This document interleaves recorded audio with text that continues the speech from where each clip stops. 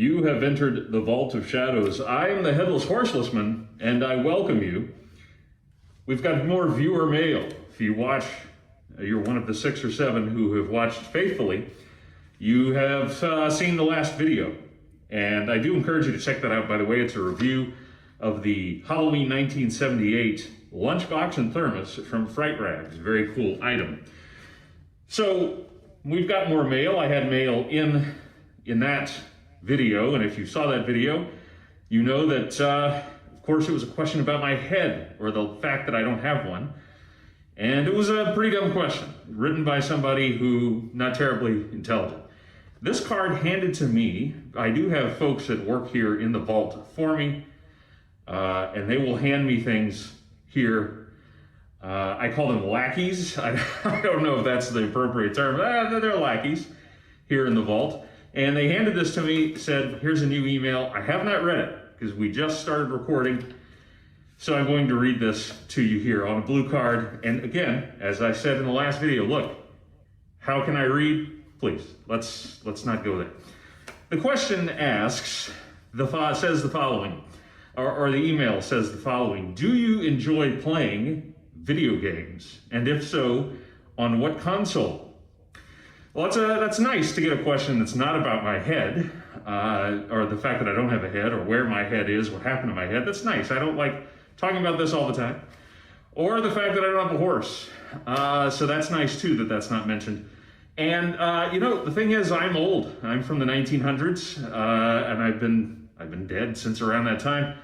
Last console that I purchased was the Super Nintendo, actually. I've played around with other consoles here and there, but that has been the one that was the latest one that I got, okay? That was 90?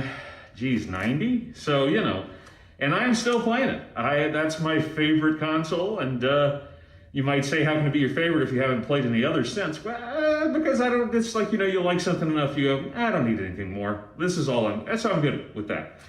So that answers that question. Really great to say. Oh, hang on. I'm seeing that there is more to this email. I didn't read all of it. And then now, okay, here we go. Here we go. We can't. I guess I was wrong. I guess we can't escape it. The rest of the question in the email reads, "Hey, where's the horse?" Okay, so look, this is the thing. This is what I have to deal with day in, day out. I get these questions. You have no head. That should be it. That should be the conversation, and then we should be able to move past that. I'm not just a guy without a head. There's more to me than that. I have substance, okay? Well, not really. But the point is this. I think we should be able to move past that. Where's the head? And then these questions. Where's the horse? Like the video game. Great question. Send in more questions like that, okay? I would love to hear, asking about me. By the way, didn't ask in that email, what is the Headless Horselessman's favorite video game on Super Nintendo? Super Castlevania. Favorite video game probably of all time, right next to Turtles in Time. There you go. Speaking of video games, we are going to be talking about, ironically enough, we're going to be talking about an item today inspired by, featured in a video game, and it is a mask that I've been waiting for since the photos were released. Again, I don't have the console to be able to play this video game because I'm sure it's one of these newfangled ones in the last, 40 years or so. And I've not played it, or 30 years, whatever. But when you see the mask, you're going to see why I would be interested in it. It is from the Texas Chain Saw Massacre video game. And it's a very special mask because it's featured in that game. I wouldn't know anything about that. But the design is from one of the great artists, I believe, in modern filmmaking. And I'm talking about modern filmmaking going back the last 50 or so years. Greg Nicotero. And he designed this mask. So we're going to take a look at his Leatherface mask that was designed specifically for the Texas Chain Saw Massacre video game. So here we have the Leatherface mask from the Texas Chain Saw Massacre video game. This is one of the masks that is in the game. Of course, you have the classic killing mask and the Pretty Woman mask, as I understand it. Again, I haven't played the game, but also I believe this is an option. I don't know if you have to, if it's a skin. I don't know about all of that, although, hey, it's a skin, right? Wouldn't that be ironic? Anyway, a little headless horseless-man humor for you there. So this is designed by the great Greg Nicotero. In the description for this video, I will link to a brief video that was done by the developers of the video game that involves Greg Nicotero interviewing him, how the ideas came for this mask. He also designs, had a say in a design of the chainsaw. There's a specific chainsaw used in the game. And so this mask is unique to the game. The fact that they made this into a mask, to me, is so cool, and I'm so glad that they did it and that Trick or Treat Studios made it. It fits, to me, right in with the 1974 world. It looks like something that Leatherface would have made, just a mask we didn't see in the film, because he has several. As you know, if you know the film, you know that he wears one when he's doing some killing, right? He's got the old lady, right, that he wears when he's preparing dinner and guests, and he's got his different apron for that than the killing apron, and then he's got the pretty woman, and that's what you want to wear when you're sitting down to dinner. You're not preparing dinner. You want, when you're sitting down with your dinner, who's also your guest, you want to dress it up a little bit. You put on some, you put on the face paint and all that, and by that I mean makeup, and you're the pretty woman. So it's very, the nice coat. And so it's very, Leatherface is nothing if not considerate. And so this to me could just be, this might be, I don't know, this could be just an everyday mask maybe. When I'm not killing, when I'm not preparing dinner or people for dinner, I wear this around the house. Could be, I don't know, because you got to figure he's got everyday tasks around there, although the place kind of looked like a dump in some rooms. I don't know, but we can figure that this fits into the world of the film. And I'm going to bring this closer to you. I'm trying to make some more stands right now for my masks, which, by the way, I do have a video. If you go back in the videos here on the channel, you will see my DIY inexpensive mask stand making video. But I want to show you some details here. When I saw this mask, okay, so this mask, I don't remember when the preview came out and the pre-order for it, but it was quite a while ago, early 2024. And I just remember being floored by it because it fit into that movie, which for me is second only to John Carpenter's Halloween in terms of horror movie craftsmanship and horror and terror, right? And so it's that high on my list. And I thought, man, a new design. We've seen several different masks in the sequels and in the remakes and in the sequels to the remakes, the prequels to the remakes. Do we need any more? And then the latest remake, which is an okay mask. That's an okay design, I guess. Do we need anything more? And, yes, if it's designed by Greg Nicotero, by the way, Greg Nicotero of KNB Effects, one of the foremost premier special effects houses in modern Hollywood, and I say again modern, being from the 1900s, we're going back 40 or so years, maybe more. Greg Nicotero, of course, became friends with the late, great George A. Romero. That friendship led to Greg Nicotero ultimately leaving his planned studies in the medical field. He was going to med school, and he pursued a career, and the rest is history. And he's been part of legendary productions, and he's been responsible in large part for those productions being legendary. His most recent work, I think most people know, Walking Dead, the last several years, but he cut his teeth on Day of the Dead. In fact, Day of the Dead was on the other day on television, and there he was. He has a scene in there as one of the soldiers. And I was like, look at Greg Nicotero. I'd forgotten that he actually had a cameo in there.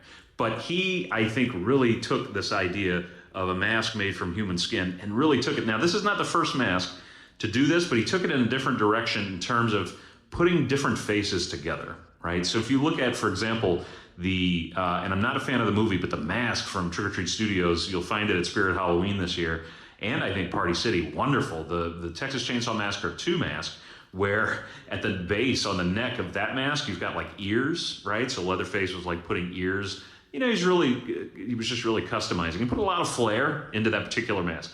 This evokes that. It reminds me of, okay, let's take different parts. But here it's like, hey, let's take a face And so you'll notice here you've got one stitched eye hole here. You've got a bit of a tear here. That's not. I don't think it's an eye hole. It could be. This is a stitched closed eye. This is a tiny nose, and then there's a mouth, and that's where your eye would look through, your left eye, where you're wearing it. Now, let's just look at some other detail here while I'm doing a little close up here.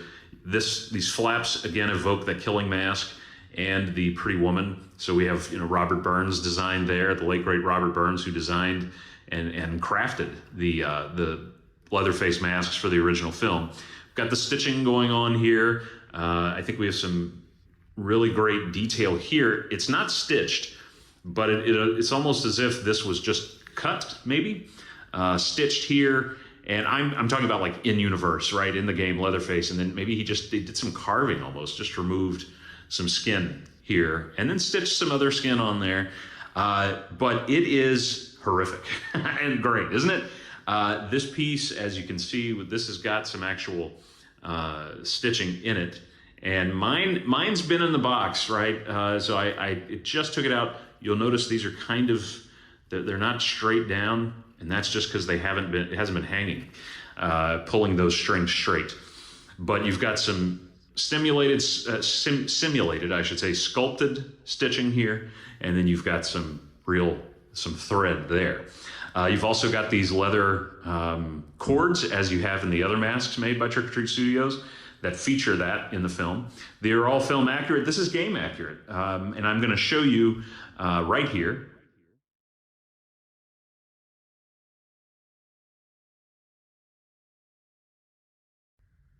There you go. That's an image of the mask in its preliminary design stages. And as I understand also how it appears in the game. So that might have been the final design.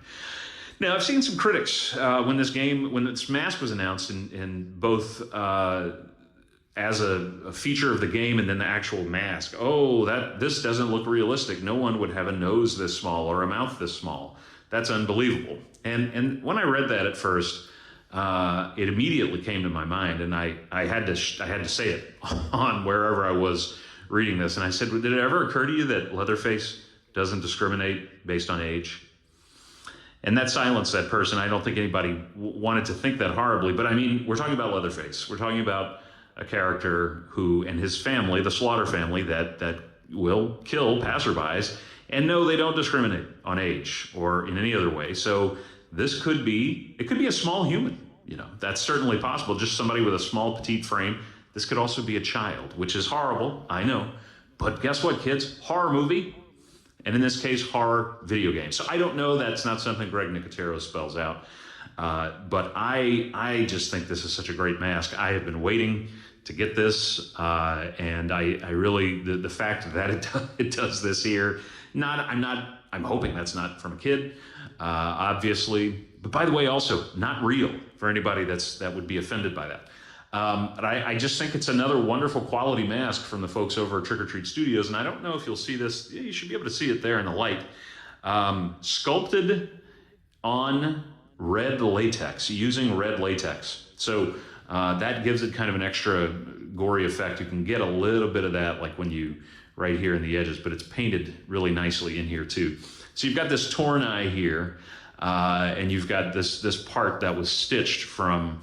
This actually looks like it was stitched one face here, and this was torn to become an eye, and this was a nose from another face, and you got just some skin. Just attach that there to, cover some more of the face. So the whole face not covered like we see, for example, with the pretty woman. The killing mask does show a little bit of your face, but not much. So this is the Greg Nicotero designed Texas Chain Saw Massacre video game mask, and I highly recommend this. It was no surprise to me, the quality. The hair, anytime you get one of these masks out, they're going to be, they've been, I'm sure, treated in some way to keep some of this down, right? I don't know how well you can see that here. But all you need to do is go look at some references, reference photos, images, and you can style the hair however you wish. I will say this hair is quite different than the curly hair we see on the other two masks. It's a more straight, it reminds me of the Myers hair, so it probably is the same kind of hair. But again, that can easily be styled to be more accurate if you care. This, out of the box, if you're gonna wear it, you clip it right off of the tag right off of there, you're good to go. What would you wear with this, Headless Horselessman? Well, I'm glad you asked. Certainly, I plan to probably wear it at some point, and I would just wear it with the Trick or Treat made Leatherface costume. So they've got I think the most accurate available from a mass produced Leatherface shirt that is a replica, sort of. I mean, it's the closest to what was worn by Gunnar Hansen in the original film. You can get that, you can get the apron. Of course, you can get those separately. There will be a half mask, I think, that comes with that. And you could wear this with that, because who's going to know any different, right? If you wanted to, you could go and look at the game. I looked at the game. It looks like Leatherface is wearing a longer a button down. He's a little dressier wearing this mask. I don't know. He had a longer button down shirt and a different apron. You could go for game accurate if you cared. I think you could wear this with what we see with the Pretty Woman outfit if you wanted. I see this probably as more of a kind of like rough and ready killing type of mask. So I would just wear it with the apron and the shirt and the tie. And again, that's part of the costume too, the tie that Leatherface wears. And I think you're in business. You could also just mess up your own clothes and say, you know, I'm going to do custom Leatherface clothing. You can also get the chainsaw, which also was released earlier this year from Trick or Treat Studios. I'll be reviewing that in the coming weeks. And you're good. I mean, you have everything. There's not a replica yet of the chainsaw from the game, although I suspect we'll see that next year. I would not be surprised to see Trick or Treat do that. So there you go, kids. It's horrible. It's a new word. It's horrible and terrible and yet wonderful. Isn't it? Isn't it just great? So you can get your copy where I got mine, Lord Grimley's Manor, lordgrimleys.com. I'll have a link down below. Also directly from Trick or Treat Studios or your favorite retailer. As far as that goes, these are not on the Spirit site, nor in store, nor are they available, to my knowledge, through Party City, in store or online. I don't think they're going to get these, probably because these are not, again, as well known. This is just from the game. But your mileage may vary, and I don't know. Maybe they'll get some shipments before Halloween is here, and you might find them there. So thank you so much for yet again visiting the Vault of Shadows, and until next time, happy Halloween.